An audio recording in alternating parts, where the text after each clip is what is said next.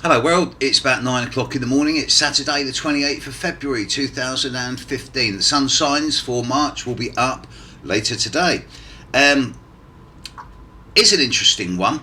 I did a lot of readings yesterday because, as you know, I'm in central London at the moment doing lots of readings for people, and I've got loads more today. I'm booked up, but it's weird how in one day I'll do 5 or 6 charts with the same significator, and it's almost like the universe is trying to get me to focus on one particular thing.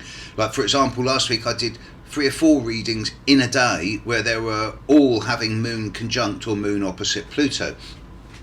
Yesterday I noticed that everyone who came to see me had something going on around what loosely is described as mummy and daddy. So here's a light-hearted, no, not light-hearted, superficial, flippant look at what constitutes mummy and daddy in the horoscope. Straight away you have to look at the midheaven and the IC, the start of the 10th house and the start of the 4th house. There's a lot of controversy in astrology as to whether the midheaven rules the mother or the father.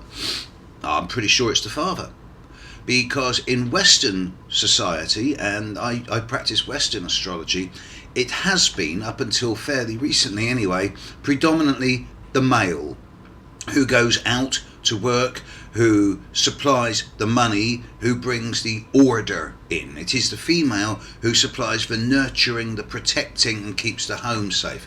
At least that's how it was in the generation when I was born in the 50s and 60s, and it's only in the last 20 or 30 years that role reversal is happening.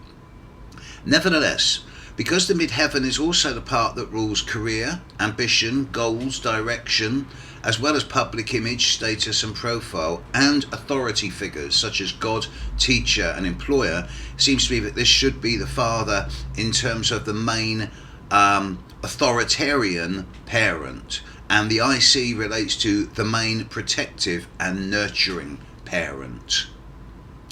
Inevitably,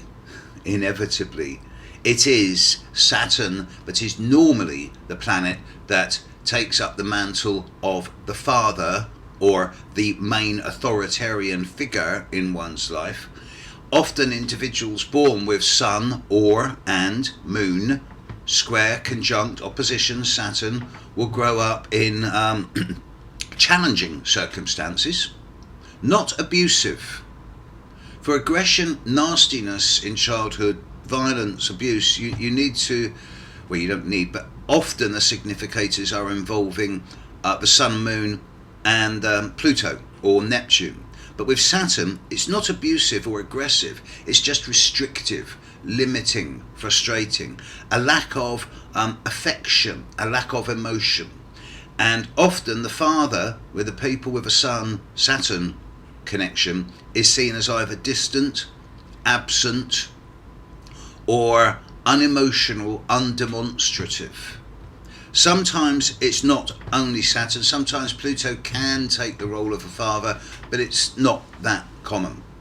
Whereas the mother, well, it's obviously the moon, not Venus, but the moon, because the moon does relate to female relatives, and particularly the idea of nurturing, and the moon rules Cancer, which is about the breasts and breast milk, so there's always going to be the connection between the moon and nurturing the moon and femininity. But it is also the asteroid Ceres. Whenever I find the moon or the sun square, conjunct or opposition with Ceres, not whenever but much of the time, you can see issues around not just mothering but smothering. And it's almost as if with a strong Ceres connection to the sun or moon, one of the parents, often the mother but not always, wanted the child to be what they could have been if they'd taken their chances. But when the child turns into an individual, the parent, normally the mother, can feel rejected or disappointed because their child hasn't turned into what they wanted them to be. Sometimes it's like they want the child to be what they could have been if they'd taken their chances, so their child is their best hope of success. They forget that the children have their own lives too. Mothers, fathers, parent role models. Saturn, Moon, Ceres, Midheaven, IC. You can bet your life if there's mummy daddy issues, at least 2 if not 3 of them are going to be implicated. More on this if it's popular. Catch you later. Bye.